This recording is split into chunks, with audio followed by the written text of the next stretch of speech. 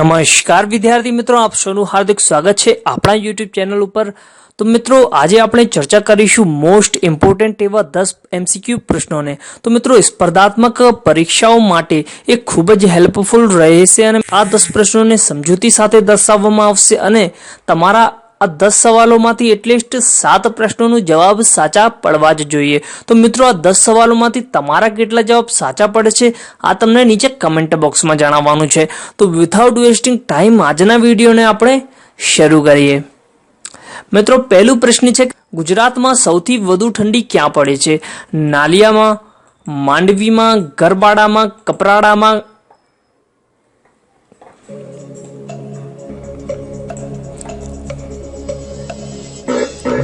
તો મિત્રો આન્સરમાં આવશે ઓપ્શન એ નાલિયામાં।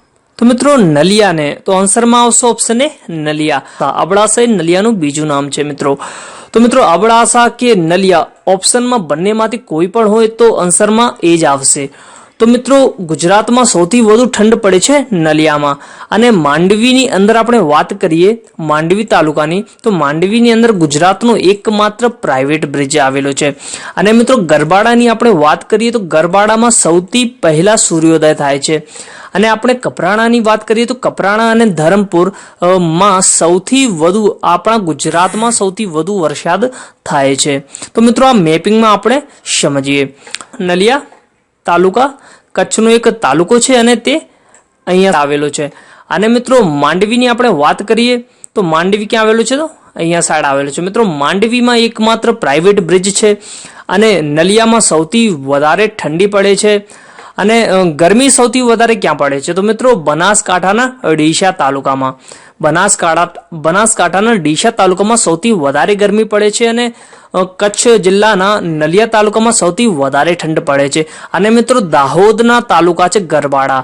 મિત્રો ગરબાડા તાલુકામાં સૌથી પહેલા સૂર્યોદય થાય છે મિત્રો, કેમ કે દાહોદ એ સૌથી પૂર્વમાં આવેલો એક જિલ્લો છે અને દાહોદ જિલ્લાના અને આપણે વાત કરી હતી કે ધરમપુર અને કપરાડામાં સૌથી વધારે વરસાદ થાય છે। તો મિત્રો ધરમપુર અને કપરાડા ક્યાં આવેલું છે? તો મિત્રો અહીંયા ધરમપુર આવેલું છે, અહીંયા કપરાડા આવેલો છે અને આ બંને વલસાડ જિલ્લાઓના તાલુકાઓ છે મિત્રો। તો આપણા ગુજરાતમાં સૌથી વધારે વરસાદ ધરમપુર અને કપરાડા તાલુકાઓમાં પડે છે મિત્રો। આટલી ઇન્ફોર્મેશન આવા સ્થાનો ખૂબ જ એક્ઝામની દ્રષ્ટિએ ખૂબ જ મહત્વપૂર્ણ છે। તો મિત્રો આ તમે યાદ રાખજો મિત્રો।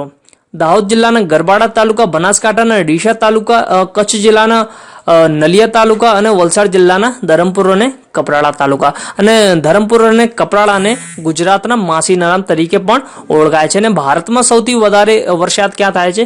તો ચેરાપુંજી મેઘાલયમાં થાય છે। બીજા પ્રશ્નની આપણે ચર્ચા કરીએ કે નવસારી જિલ્લાની સરહદ એ કયા જિલ્લાથી સ્પર્શ થતી નથી? સુરત, વલસાડ, તાપી કે ડાંગ કે નર્મદા? તમારી પાસે આજે 5 ઓપ્શન છે અને આ 5 ઓપ્શનમાંથી તમારો એક જવાબ સાચું હશે। તો મિત્રો આન્સરમાં આવશે ઓપ્શન ઈ નર્મદા। નર્મદા એ નવસારી જિલ્લાની સરહદ સાથે સ્પર્શ થતી નથી મિત્રો, પણ આ ચારે સુરત, વલસાડ, તાપી અને ડાંગ આ ચારે નવસારી જિલ્લાથી સરહદ તેમની સ્પર્શે છે। આપણે મેપમાં આપણે ઇઝીલી સમજી શકીએ। તો મિત્રો નવસારી ક્યાં આવેલું છે? તો મિત્રો આ નવસારી છે અને નવસારી જિલ્લાની ઉત્તરમાં કયો જિલ્લા આવેલો છે? તો સુરત આવેલું છે અને તાપી આવેલ છે। મિત્રો નવસારીના ઉત્તરમાં સુરત અને તાપી આવેલ છે।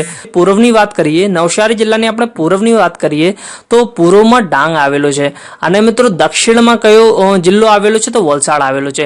ઉત્તરમાં સુરત, તાપી અને પૂર્વમાં ડાંગ અને દક્ષિણમાં વલસાડ। અને આપણે પશ્ચિમની વાત કરીએ તો નવસારી જિલ્લાના પશ્ચિમ વિસ્તારમાં આવેલો છે અરબ સાગર।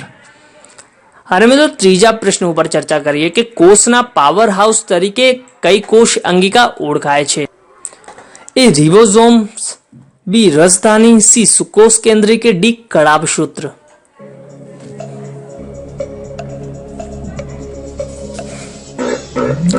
તો મિત્રો આન્સરમાં આવશે ઓપ્શન ડી કળાભસૂત્ર. કળાભસૂત્રને કોષના પાવર હાઉસ કહેવામાં આવે છે. મિત્રો આપણે સમજીએ. મિત્રો અહીંયા છે લાઇઝોઝોમ. લાઇઝોઝોમને એ આત્મઘાતી કોથળી કહેવાય છે. મિત્રો લાઇઝોઝોમને આત્મઘાતી કોથળી કહેવાય છે. તો લાઇઝોઝોમ આત્મઘાતી કોથળી તરીકે ઓળખાય છે. તો લાઇઝોઝોમની શોધ કોણે કરી હતી? તો લાઇઝોઝોમની શોધ કરી હતી ડી દુવે શોધ કરી હતી. તો લીલી વનસ્પતિ એ હરિતકણથી પ્રકાશ સંશ્લેષણની ક્રિયા દ્વારા પોતાનો ખોરાક બનાવે છે. અને મિત્રો ગોલ્ગી કોષ કેન્દ્રની આપણે વાત કરીએ તો કોષ કેન્દ્રની શોધ કરી હતી રોબર્ટ બ્રાઉને. કોષ કેન્દ્ર એ કોષની મધ્યમાં હોય છે. અને મિત્રો આ વનસ્પતિ કોષ છે. અને મિત્રો ગોલ્ગી પ્રસાધન કે ગોલ્ગી કાય. મિત્રો ગોલ્ગી કાય એક કોથળી જેવી હોય છે. મિત્રો ગોલ્ગી કાયની શોધ કેમિલો ગોલ્ગીએ કરી હતી. કળાભસૂત્ર અહીંયા આવેલું છે. મિત્રો તો કળાભસૂત્રને કોષનું પાવર હાઉસ કહેવામાં આવે છે. આ તમે જોઈ શકો છો. અને મિત્રો એક કોષ દિવાલ છે, ગ્રીન કલરની તમે જોઈ શકો છો. એક કોષ દિવાલ છે. અને કોષ દિવાલ શેની બનેલી હોય છે? તો મિત્રો સેલ્યુલોઝની બનેલી હોય છે. અને રિબોઝોમને તમને મિત્રો એક વાત તમને ખબર હશે, પ્રોટીનની ફેક્ટરી એ કોને કહેવાય? તો મિત્રો રિબોઝોમને. દર સરકારી એક્ઝામમાં પૂછાતી હોય છે. તો મિત્રો આટલી ઇન્ફોર્મેશન તમને ખબર હોવી જ જોઈએ. તમને એક્ઝામ ક્રેક કરવી છે તો મિત્રો આટલી ઇન્ફોર્મેશન તમને ખબર હોવી જ જોઈએ. મિત્રો ચોથા પ્રશ્નની આપણે ચર્ચા કરીએ કે લોહીનો દબાણ માપવા માટે કયા સાધનનો ઉપયોગ થાય છે? સિગ્મોમેનોમીટર, બી ડેન્સિટી મીટર, સી સ્પેક્ટ્રોમીટર કે ડી ઓડોમીટર.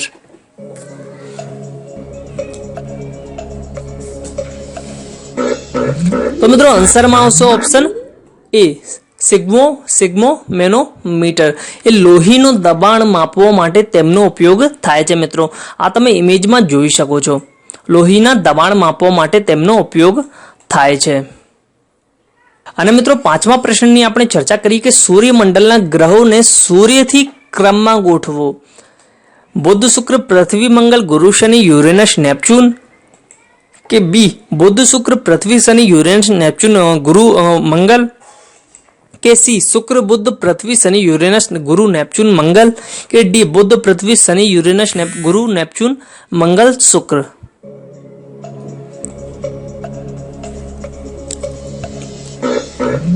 તો મિત્રો આન્સરમાં આવશે ઓપ્શન એ બુધ, શુક્ર, પૃથ્વી, મંગળ, ગુરુ, શનિ, યુરેનસ, નેપચ્યુન, પ્લુટો. તો આપણે GIF દ્વારા પણ સમજી શકીએ.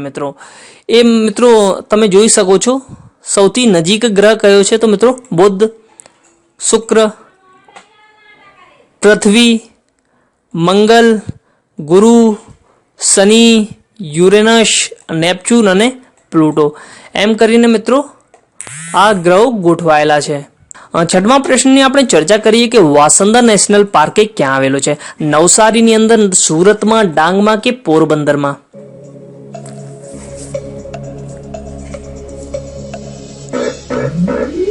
તો મિત્રો આન્સરમાં આવશે ઓપ્શન એ નવસારીમાં. વાસંદા નેશનલ પાર્ક એ નવસારી જિલ્લાની અંદર આવેલ છે. મિત્રો આપણે હાલમાં મેપમાં જોયું હતું કે વલસાડની ઉપર નવસારી આવેલું છે, વલસાડની ઉત્તરમાં નવસારી આવેલ છે. અને મિત્રો વાસંદા એ જૂનું રજવાડું છે જે બાસણા તરીકે પણ ઓળખાય છે. અને વાસંદામાં આવેલો મહેલ અને દરબારગઢ જોવાલાયક છે. મિત્રો અને વાસંદા નેશનલ પાર્ક અહીં આવેલો છે, નવસારી જિલ્લાની અંદર આવેલો છે. અને 23.99 ચોરસ કિલોમીટર વિસ્તારમાં વાસંદા નેશનલ પાર્ક ફેલાયેલો છે. મિત્રો આ તમે ઇમેજમાં પણ જોઈ શકો છો વાસંદા નેશનલ પાર્ક. આ ઇમેજ ખૂબ જ એટ્રેક્ટિવ લાગે છે મિત્રો જોવામાં. સાતમો પ્રશ્ન છે કે એનડીડીબીનું રિસર્ચ સ્ટેશન ક્યાં આવેલો છે? ગુજરાતમાં, હરિયાણામાં, પંજાબમાં કે હિમાચલ પ્રદેશમાં?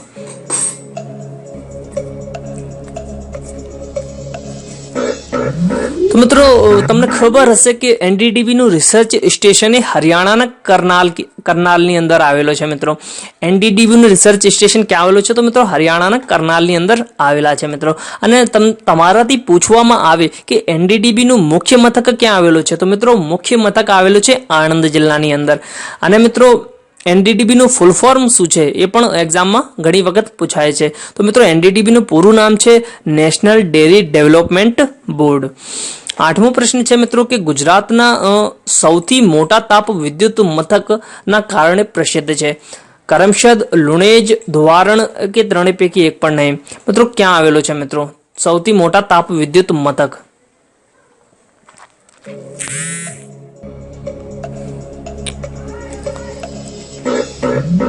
તો મિત્રો આન્સરમાં આવશે ધોવારણમાં આવેલો છે. મિત્રો ક્યાં આવેલો છે? ધોવારણમાં આવેલો છે. મિત્રો આપણે લુણેજની વાત કરીએ તો લુણેજમાં ગુજરાતમાં સૌ પ્રથમ ઈસવીસન 1958માં ખનિજ તેલ અહીંથી મળ્યું હતું અને અહીં ગેસનો મોટો ભંડાર છે અને આ ગેસ ધોવારણ તાપ વિદ્યુત મથકને પૂરો પાડવામાં આવે છે અને આ ગેસ ધોવારણ તાપ વિદ્યુત મથકને પૂરો પાડવામાં આવે છે. મિત્રો તો લુણેજ પણ એક્ઝામની દ્રષ્ટિએ ખૂબ જ મહત્વપૂર્ણ છે. મિત્રો 9મો પ્રશ્ન છે કે સૌરાષ્ટ્રનું પેરિસ અને કાઠિયાવાડનું રત્ન ગણાય એવો જિલ્લો કયો છે? મિત્રો સૌરાષ્ટ્રનું પેરિસ અને કાઠિયાવાડનું રત્ન ગણાય એવો કયો જિલ્લો છે? જામનગર, રાજકોટ, સુરત કે ભાવનગર?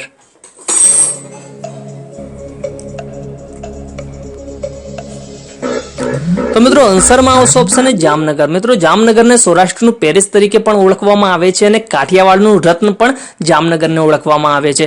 અને જામનગરની વાત કરીએ તો જામનગરની સ્થાપના જામ રાવલે ઈસવીસન 1540માં કરી હતી અને ત્યારબાદ 1914માં જામ રણજીત સિંઘે નવા રાજ્યનું આયોજન કર્યું હતું અને તમને ખબર હશે કે જામ રણજીત સિંઘના નામ ઉપરથી તેમની યાદમાં રણજી ટ્રોફી આ ક્રિકેટ મેચ રમાય છે. મિત્રો અને 10મો પ્રશ્ન છે કે હાઈકોર્ટના ન્યાયાધીશની બદલી કોણ કરી શકે છે? કેન્દ્ર ન્યાય અને કાયદા મંત્રાલય, સંસદ, સભા કે ઓપ્શન સી સુપ્રીમ કોર્ટના મુખ્ય ન્યાયાધીશ કે ઓપ્શન ડી રાષ્ટ્રપતિ?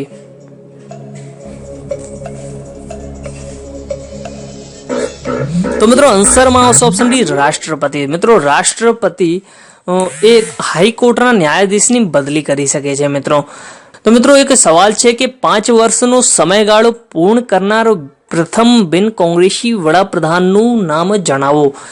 મોરારજી દેસાઈ, અટલ બિહારી વાજપેયી, નરસિંહ રાવ, નરેન્દ્ર મોદી. મિત્રો આજે તેમનો જન્મદિવસ છે તો મિત્રો તમને ખબર જ હશે. તો આન્સરમાં આવશે ઓપ્શન બી અટલ બિહારી વાજપેયી. આજે અટલ બિહારી વાજપેયીની જન્મ જયંતિ છે. મિત્રો 25 ડિસેમ્બરના રોજ તેઓ ગ્વાલિયરમાં જન્મ્યા હતા અને મિત્રો તેઓના જન્મદિવસ નિમિત્તે આજના દિવસે રાષ્ટ્રીય સુશાસન દિવસ પણ ઉજવવામાં આવે છે. મિત્રો રાષ્ટ્રીય સુશાસન દિવસ એટલે ગુડ ગવર્નન્સ ડે આજના દિવસે એટલે 25 ડિસેમ્બરના રોજ ઉજવવામાં આવે છે. મિત્રો પ્રીવિયસ વિડીયોનો આન્સર છે શ્રી બાબુભાઈ પટેલ. તો મિત્રો અંત્યોદય યોજના એ શ્રી બાબુભાઈ પટેલે શરૂ કરી હતી. મિત્રો તમને ખબર જ હશે મિત્રો option A is the correct answer અને ઘણા બધા લોકોએ આ ક્વેશ્ચનનો આન્સર સાચો જવાબ આપ્યો છે. તેમનો ખૂબ ખૂબ આભાર. અને મિત્રો એક ક્વેશ્ચન તમારા બધા જ માટે કે ગુનાહિત વિશ્વાસઘાતની વ્યાખ્યા ઇન્ડિયન પિનલ કોડની એક કઈ કલમમાં આપવામાં આવેલ છે? 318, 405, 415 કે 426? પ્રીવિયસ વિડીયો જોયું હશે તો આન્સર તમને તરત જ આવડી જશે. પ્રીવિયસ વિડીયોની લિંક તમને ડિસ્ક્રિપ્શનમાં મળી જશે. મિત્રો આ ક્વેશ્ચનનો જવાબ તમારે કમેન્ટ બોક્સમાં લખવાનું છે. મિત્રો તો જવાબ કમેન્ટ બોક્સમાં લખજો અને આ 10 સવાલોમાંથી કેટલા જવાબ તમારા સાચા પડ્યા અને મિત્રો આ ક્વેશ્ચન આ ક્વિઝ તમને કેવી લાગી એ તમને નીચે કમેન્ટ બોક્સમાં જણાવજો અને આ ક્વિઝને તમારા બધા જ મિત્રો સાથે શેર જરૂરથી કરજો. મિત્રો અને બેલ આઇકનને પ્રેસ કરવાનું હજુ પણ બાકી છે તો મિત્રો બેલ આઇકનને ખાસ કરીને પ્રેસ કરી દેજો જેથી તમને અમારા આવનારા વિડીયોની નોટિફિકેશન સૌથી પહેલા મળે. તો મિત્રો ફરી એક નવા વિડીયો સાથે મળીશું. જય હિન્દ, વંદે માતરમ.